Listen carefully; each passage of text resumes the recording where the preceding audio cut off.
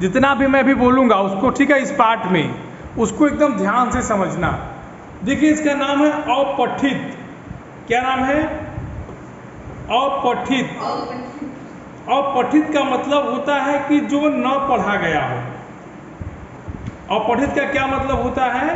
कि जो न पढ़ा गया हो। पठित माने होता है पढ़ा होना, अपठित माने जो न पढ़ा गया हो, या जिसको हमने इसके पूर्व में नहीं पढ़ा है, या जो हमारे पाठ्यक्रम में नहीं है।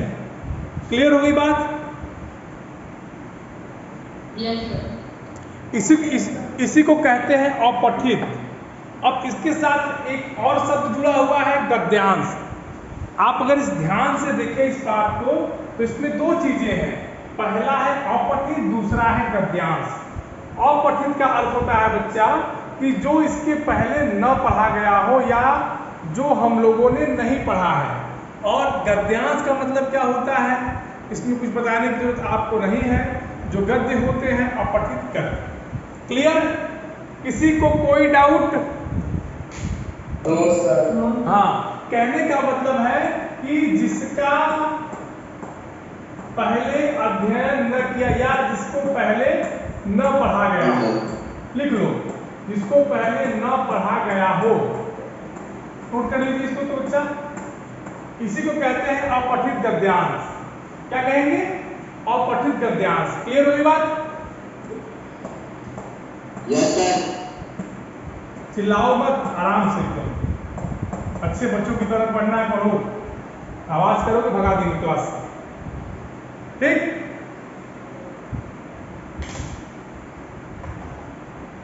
देखो अपठित कितना हो गया सबका? Yes sir. देखिए अपठित गद्यांश में क्या होगा आपको बता दें। अपठित गद्यांश किसी भी परीक्षा में जब आता है तो उससे परीक्षक जो होता है, जो एग्जामिनर होता है, वो यह पता लगाने का प्रयास करता है कि आपकी सोचने की क्षमता कितनी है। अगर आपको कोई ऐसा विषय दे दिया जाए जिससे आपको पढ़ाया न गया हो और आपसे प्रश्न पूछा जाए, तो आप कहाँ तक उन चीजों को कर पाते हैं। बात क्लियर हो गई? Yes sir. ठीक। आपकी परीक्षा में क्या होगा कि एक गद्यांश दिया जाएगा, ठीक है, और इसी गद्यांश पर कम से कम आपको 4 से 10 प्रश्न आपसे इसी गद्यांश पे पूछे जाते हैं। आपकी पिछले भी क्लास में जब परीक्षाएं हुई तो उसमें भी इस तरह के प्रश्न थे कि नीचे लिखे अपठित गद्यांशों को ध्यान से पढ़िए और नीचे दिए गए प्रश्नों को उत्तर दीजिए। यही तो था। बोलिए, यही था कि नहीं था? Yes sir. अब चीजों को ध्यान से समझिए। अगर आपके प्रश्न में अपठित गद्यांश आ गया तो महत्वपूर्ण बातें, मतलब अगर आपको अपठित गद्यांश मान लीजिए अगर आपका 5 नंबर का आ गया, ठीक है, अब इसको आपको प्रयास ये करना है कि आपको 5 से 5 मिले या 5 से 4.5, आप कैसे अधिक से अधिक नंबर पा सकते हैं। तो एक चीज या ये आपको ध्यान रखनी है कि अपठित गद्यांश के लिए किन किन महत्वपूर्ण बातों का ध्यान रखना आवश्यक है। तो लिखिए महत्वपूर्ण बातें, महत्वपूर्ण तथ्य लिखिए या महत्वपूर्ण बातें। महत्वपूर्ण बातें क्या होती हैं कि अगर कोई गद्यांश आपके सामने आया है, ठीक है, तो कम से कम उसे 3 बार ध्यान से पढ़िए। लिखिए कम से कम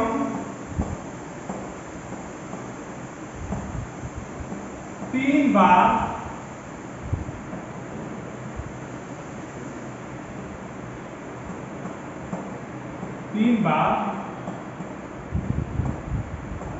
ध्यान से पढ़ना है।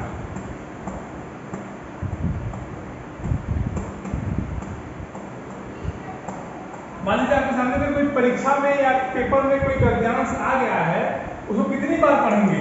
कम से कम 3 बार। कितनी बार पढ़ेंगे?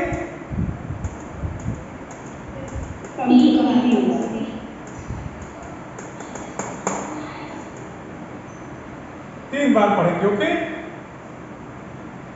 उसके बाद गद्यांश का अर्थ और उसका भाव आपको दोनों समझना है। गद्यांश क्या कह रहा है, अगर मान लीजिए कोई गद्यांश दिया गया है तो उस गद्यांश के भाव क्या है, वो गद्यांश कहना क्या चाहता है, गद्यांश के अर्थ एवं भाव को समझना है। ठीक, लिखिए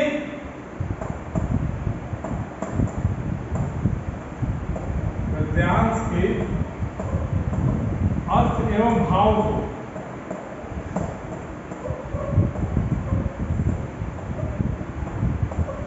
ध्यान से समझिएगा, आपकी परीक्षा में बहुत इंपॉर्टेंट है ये, नोट करिए इसको।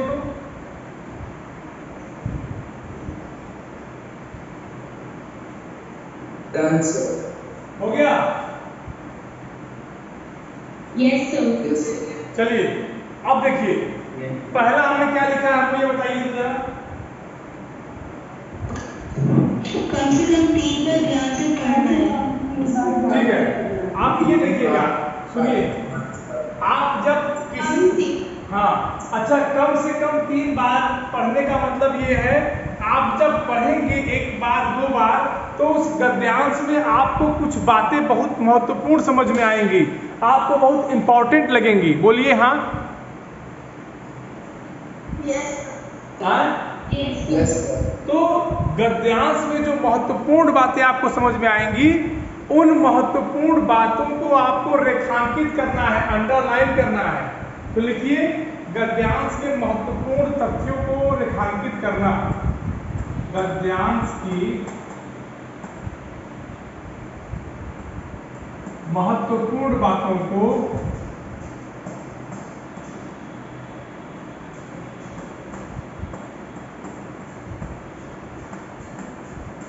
रेखांकित करना।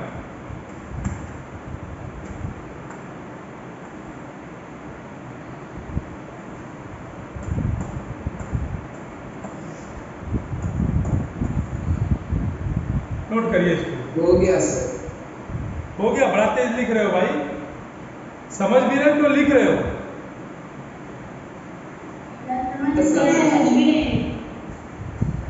ठीक, अब देखिए सबसे इंपॉर्टेंट बात क्या हो गई कि गद्यांश को कम से कम 3 बार पढ़ना है। पढ़ते समय गद्यांश में क्या कह रहा है उसके भाव को समझना है, साथ साथ जो आपको बात महत्वपूर्ण लग रही है, आपको अगर ये लगता है कि ये चीज इंपॉर्टेंट है तो उसको क्या करना है, रेखांकित, माने होता है अंडरलाइन। क्लियर? अंडरलाइन करना। हाँ अच्छा, एक अब देखिए, अब इसी गद्यांश पर आपसे प्रश्न पूछे जाएंगे। आपने अभी जो 3 गद्यांश मैंने अभी बताया ना कि गद्यांश को 3 बार पढ़िए कम से कम, सरल भाव को समझिए, रेखांकित करिए, तो आपसे इस पे प्रश्न पूछे जाएंगे। इस गद्यांश से आपसे प्रश्न पूछे जाएंगे तो आपको उत्तर ऐसा देना है कि इसका मूल भाव न बदले। तो लिखिएगा कि मूल भाव ज्यों का त्यों बनाए रखते हुए लिखना है। लिखो मूल भाव को, किसके मूल भाव को,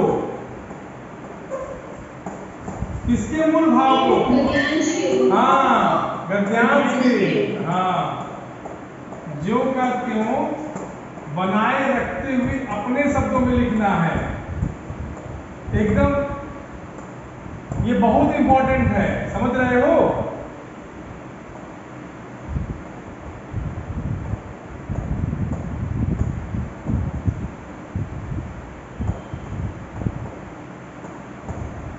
अपने शब्दों में क्या करना है, बोलो, लिखना है। इसको नोट करो जो मैं लिखा रहा हूं, ये सब बहुत इंपॉर्टेंट है बेटा। चलो नोट करो, फिर बता रहे हैं, इसका नोट करिए।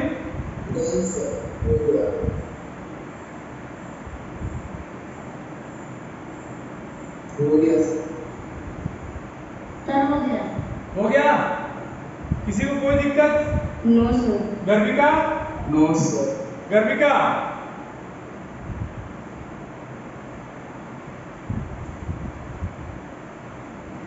गर्विका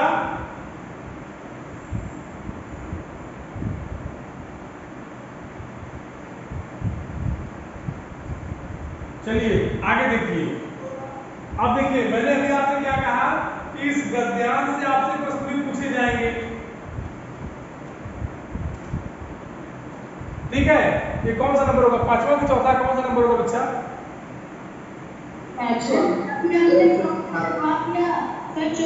ये पांचवा नंबर होगा मेरे हिसाब से। सुनिए मैं, हाँ ठीक है सुनो। अब आप जो गद्यांश पढ़ेंगे, जिस गद्यांश का आपको उत्तर देना है, आपको एक चीज याद रखनी है कि आप जो उत्तर देंगे वो उसी गद्यांश से होने चाहिए, अपने मन से नहीं। लिखिए कि प्रश्नों के उत्तर लिखते समय या प्रश्नों का उत्तर गद्यांश से होना चाहिए, गद्यांश से होना चाहिए, अपने मन से नहीं।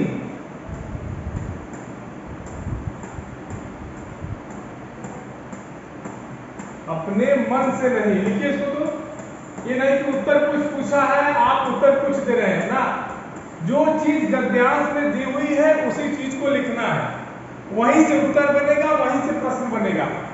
किसी को कोई दिक्कत यहां तक? No sir. हैं? No sir. ठीक, देखिए ये तो एक हो गई, लेकिन कभी कभी क्या होता है कि कुछ ऐसे प्रश्न बनते हैं जिसमें गद्यांश में आपकी राय मांगता है, मतलब आपसे जानना चाहता है। ये तो मान लीजिए हो गया ना कि प्रश्नों का उत्तर गद्यांश से देना चाहिए, अपने मन से नहीं। लेकिन उसी गद्यांश में एक आध तो ऐसे प्रश्न पूछते हैं जहां ये कहता है कि इसमें आपके क्या विचार है, पूछता है ना कभी कभी। तो अपने विचारों को बहुत सरल भाषा में लिखना है, बहुत सिंपल, ठीक। अगर किसी प्रश्न में आपके विचार मांगे जाए तो अपने विचारों को यहां लिखो मांगे गए, यहां लिखो प्रश्न में मांगे गए, मैं बता रहा हूं, प्रश्न में मांगे गए,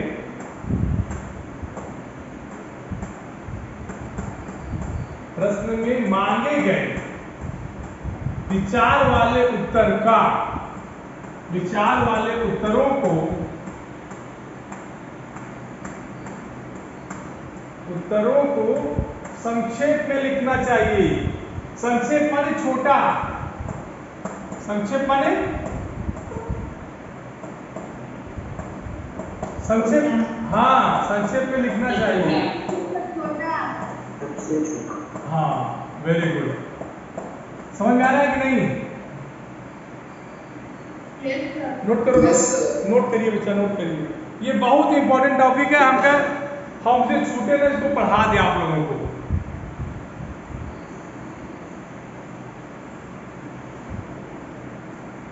ठीक, और सबसे इंपॉर्टेंट बात, आप जो उत्तर लिखेंगे, यहां लिखिए, आप जो उत्तर लिखेंगे एकदम सरल भाषा में लिखेंगे। आप जो उत्तर लिखेंगे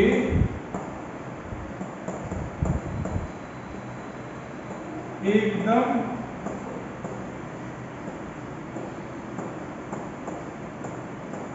सरल भाषा में लिखना है, सरल भाषा में लिखना है।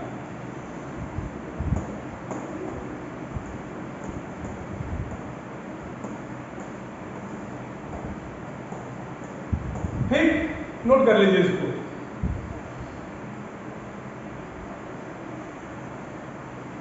Sir done. डन। अब आपको मैंने जो 6 पॉइंट पढ़ाए हैं अभी तुरंत, एक मिनट एक मिनट एक मिनट, बेटा कैमरा सबका ऑफ नहीं दिख रहा है, क्या बात है भाई, एक मिनट रुको जरा, गैलरी गैलरी, सर मेरा सब लोग ऑन करिए, तो सब लोग ऑन करिए बच्चा, तो हाँ अब एक मिनट, अब सब दिखने लगे, ठीक है वेरी गुड, ठीक ठीक ठीक, एक मिनट एक minute. Vishwajit Singh, yes sir. बेटा अभी मैंने जो आपको पॉइंट लिखाए हैं जरा एक एक पॉइंट पढ़िए, तो पहला पॉइंट पढ़िए आप। फर्स्ट, कम से कम 3 बार ध्यान से पढ़ना है। दूसरा, गद्यांश के अर्थ एक भाग को समझना है। तीसरा, गद्यांश के का महत्वपूर्ण बातों को रेखांकित करना है। चौथा, मूल भाव को ज्यों की त्यों बनाए रखते हुए अपने शब्दों में लिखना है। प्रश्नों के उत्तर लिखते समय बस रुक जाओ। Rishu yes sir. बेटा पहला पॉइंट जो पहला पॉइंट लिखा है इससे क्या समझते हो, जरा बताओ हमको तो।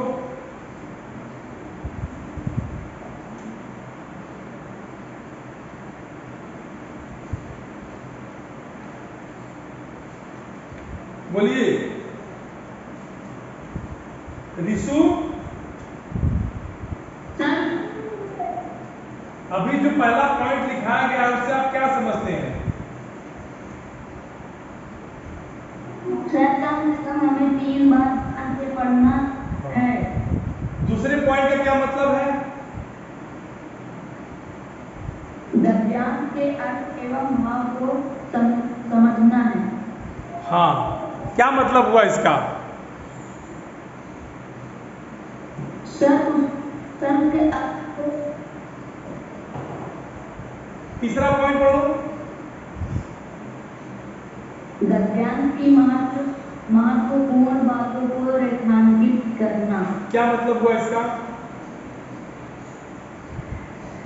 सर महत्वपूर्ण बातों को अंडरलाइन करना। हाँ, स्नेहल सिंह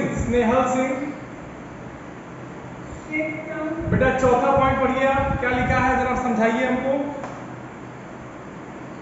मूल भाव को ज्यों त्यों बनाए रखते हुए लिखना है। हाँ, क्या मतलब हुआ?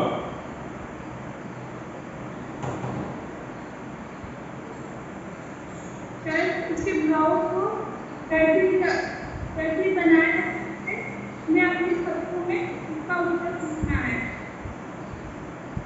हाँ, सुमित सिंह अगला पॉइंट पढ़िए और समझाइए हमको। सर कौन सा वर्ड? अगला पॉइंट पढ़िए ना। प्रश्नों का उत्तर गद्यांश से होना चाहिए, अपने मन से नहीं। हाँ, क्या मतलब हुआ इसका? इसका अर्थ यह है कि जो प्रश्न पूछे गए हैं वो गद्यांश से ही उस प्रश्न का उत्तर लिखना चाहिए, अपने मन से लिखना चाहिए। जितना जिंदगी है उसके अंदर से ही अपने वर्ड में लिखकर बताना।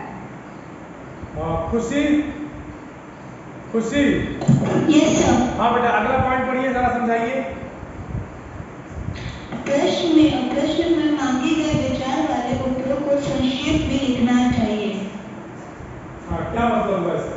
सर इसका मतलब ये है कि जो भी प्रश्न आपको गद्यांश से पूछे गए उन्हें कम से कम छोटे शब्दों में कम से कम शब्दों में लिखना चाहिए। हाँ, ठीक है। अगला पॉइंट पढ़ेंगी कौन?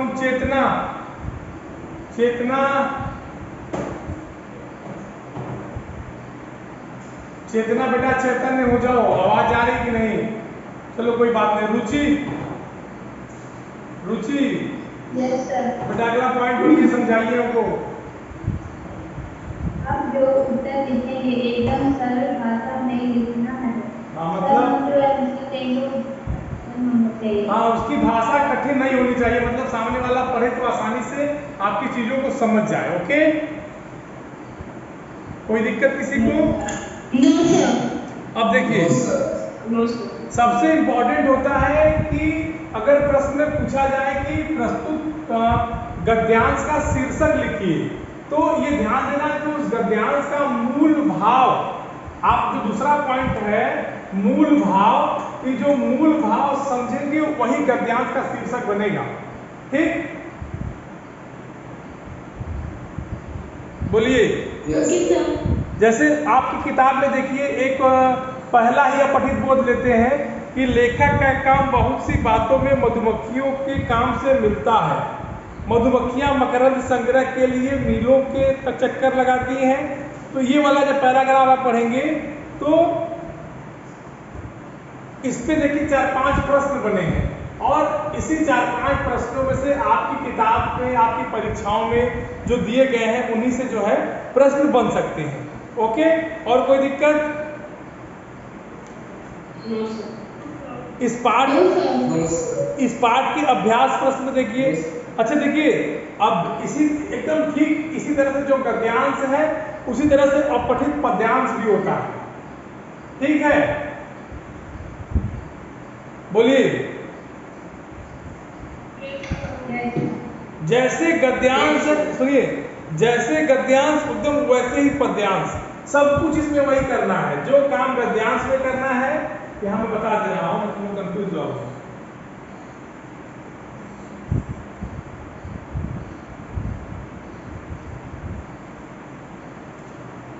जैसे हम लोग अपठित गद्यांश पढ़ते हैं ना, वैसे ही ठीक एकदम है अपठित पद्यांश। इसमें भी सेम काम वही करना है, बस वहां गद्यांश, जो काम गद्यांश में करते थे वही काम पद्यांश में करना है। यहां भी क्या करना है, 2 से 3 बार पढ़ना है। ठीक है, बोलिए। फिर भाव, यहाँ भी भाव को समझना होगा भाई, पद्यांश है तो भाव को समझना यहाँ भी होगा। बोलिए।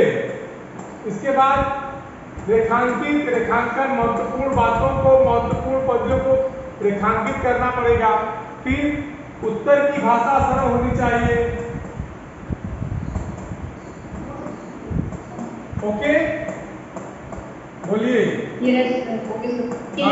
तो इसमें ज्यादा आप लोग इसमें परेशान नहीं होना है, ज्यादा कंफ्यूज नहीं होना है। ये समझना है कि जो काम गद्यांश में है वही काम पद्यांश में भी है, बस वहां कविता रहेगी, यहाँ गद्य रहेगा।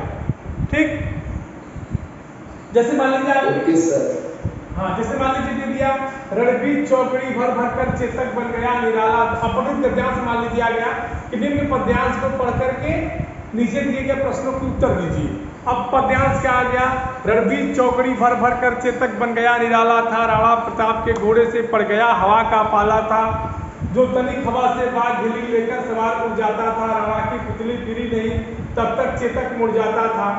तो सीधी सीधी बात है कि अगर पूछा जाए कि प्रयुक्त पद्यांश का शीर्षक लिखिए तो क्या होगा शीर्षक इसका? अगर जो मैंने ये पद्यांश अभी पढ़ के आपको सुनाया है, अभी मैं आपसे पूछूं कि इस पद्यांश का शीर्षक क्या होगा, प्रभाकरण क्या बताओगे?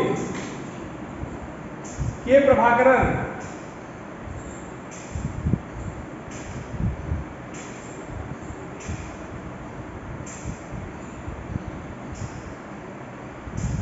विश्वजीत, यस सर, क्या बताओगे बेटा? रणबीर चौकड़ी भर भर कर चेतक बन गया निराला था, राणा प्रताप के घोड़े से पड़ गया हवा का पाला था, गिरता न कभी चेतक तन पर वह आसमान पर घोड़ा था, जो तनिक हवा से बाघ हिली लेकर सवार उड़ जाता था, राणा की पुतली फिरी नहीं तब तक चेतक मुड़ जाता था। अगर ये पद्यांश आपके सामने आ गया तो और पहला एक प्रश्न पूछ दिया कि उपर्युक्त पद्यांश का उचित शीर्षक लिखिए, क्या लिखोगे?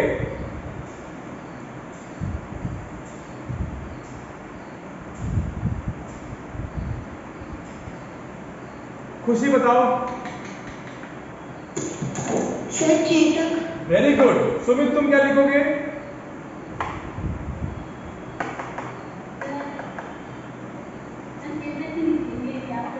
आदित्य तुम क्या लिखोगे? आदित्य तुम क्या लिखोगे?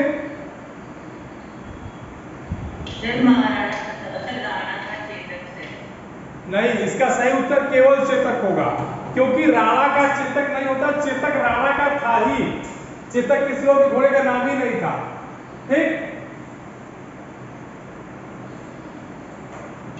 Okay sir. और किसी और को कोई दिक्कत? No sir. आपकी किताब में जितने भी पद्यांश दिए हैं, गद्यांश दिए हैं, आप उनको पूरा पढ़ने का प्रयास करिए। आपको जो दिक्कत हो, मैं आपको 2 मिनट समय देता हूँ, किताब पलटिए, कोई चीज इस पाठ से न समझ में आए पूछिए। चलिए किताब पलटिए, अपना तुरंत किताब खोलिए, स्टार्ट।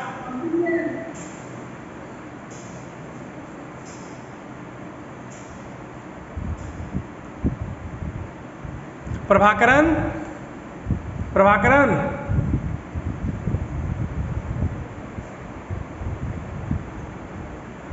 प्रभाकरन,